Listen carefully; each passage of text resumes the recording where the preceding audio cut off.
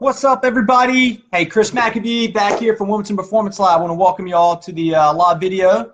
We'll see if we get a few people to pop in, but I know the last few weeks we talked about metabolism, but tonight, hey, I want to talk to you all about kind of the intensity mindset and high-intensity exercise intervals, and is it helping you achieve your long-term goals, or could it possibly be hindering you? And I want to talk about this perspective from my experience of dealing with a lot of clients. And what we found for a lot of clients, man, they'll come to us, man. Typical one we just had recently, man. They've been doing Orange Theory 5 days a week. With that, what they're starting to notice, man, they first few weeks or even the first month or two with that, man, they had really, really good results. They lost some weight. They were feeling good about it. They liked the systems, really pushing. Every workout was really, really, really tough, and they really liked that. But eventually, what they got to was, man, they really were struggling with making progress. They started to notice little nagging, creeping injuries. They weren't sleeping as well. They started to become sick more and more.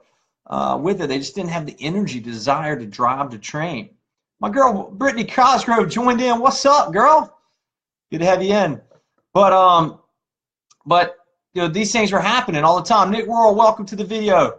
And so what we found from that is that, man, you really got to be careful about the dose of high-intensity exercise. And the fact of the matter is that for most of us nowadays that we're not any better from exercise. The fact of the matter is we're only get better from exercise if we can recover from it. If we don't have our sleep dialed in, we don't have nutrition dialed in, we're working 60, 70 hours a week like most of us like nowadays, we really are legitimately, then high-intensity exercise can actually send us backwards. And what we're finding with a lot of clients, they come in and they carry around, they have a hard time losing weight. They keep feeling like, man, I'm working so hard. I'm driving like I've been doing, boot camps, CrossFit, Orange Theories 5 days a week. I saw good results at first, but now I've hit the wall. I'm not making any progress. I'm not getting any stronger. I'm not losing any more weight. In fact, I feel worse. I have less energy, joints hurt, I'm tired, I become sick. All right, these are things that happen. Maybe I even carry extra weight around my abdomen. I can't seem to lose that and shake that. And their only answer they seem to think is that hey, this intensity mindset, well, I must not be working hard enough. Maybe I need to add 2-a-day workouts in, or maybe I need to cut calories back even more. And my point to them would actually be that, hey, you're doing too much. Exercise is just like medication. It has an effective minimal dose. And if your doctor told you to take 500 milligrams of aspirin every day, right, would taking 2,000 milligrams in one sitting be better for you or worse? Well, the same thing happens for exercise. If 20 minutes of high-intensity exercise 2 or 3 times a week was all you needed to see results, would an hour, 5 days a week be better? Or do you drive your body into a bigger state of depletion where it takes that much more energy to recover? And on top of that, what's your recovery strategies? You sleeping 7, 8, 9, 10 hours a night? You eating really, really healthy, minimizing processed foods, alcohol, grain, sugars, and all these things? If so, you may be able to push that intensity more often. But if you're the typical person nowadays, for me, hell, I'm 35 years old. I mean, I run 2 different businesses. I can't push the same intensity I used to when I was 24 years old, 22 years old, fresh out of college. I just can't. And I have to realize that and be smart about it. The other thing I want to talk about is like, man, when you guys get into high-intensity exercise, a lot of people are trying to do this in a low-carb training situation. Maybe I'm doing ketogenic diets and I'm thinking fasted cardio and I'm doing all these different high-end strategies to try to benefit weight loss. Well, at the end of the day, when you do high-intensity interval training, it's a really glycolytic process, which means it requires carbs and sugar.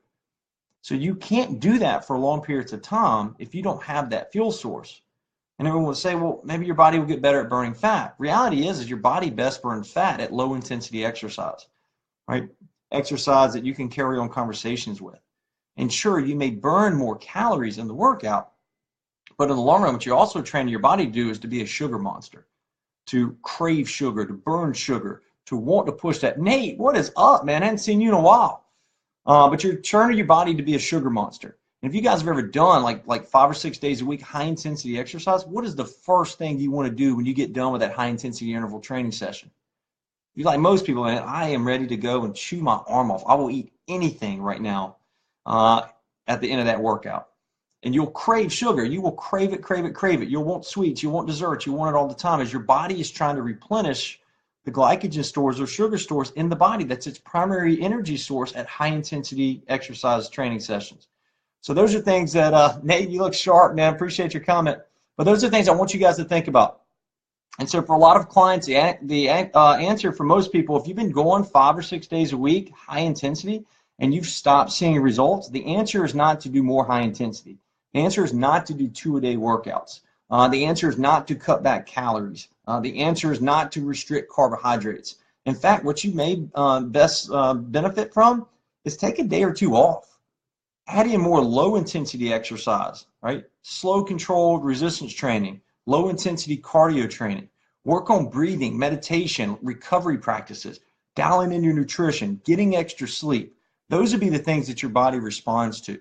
So those are the things I really want to push. I want people to iterate and know the difference, that sometimes the intensity mindset that we all have is that more must be better, can actually set us back and actually take away from our goals.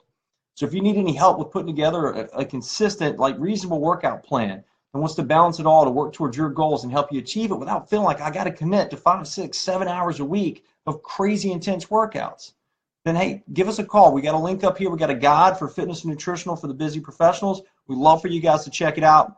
If you get a chance, go to our website, wilmingtonperformancelab.com. And hey, I'm going to stay on for a couple questions. I got a few people on, so if anybody wants, man, we'll open up a little Q&A in here, see if we can't answer any questions for anybody.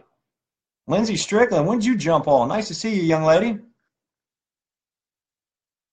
I know somebody out there's got a question. Let's see what we got.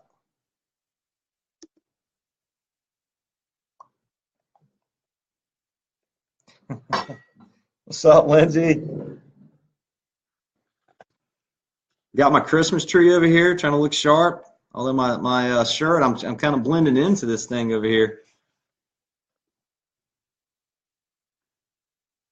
Nate, how's life over at Carolina Bay, my man?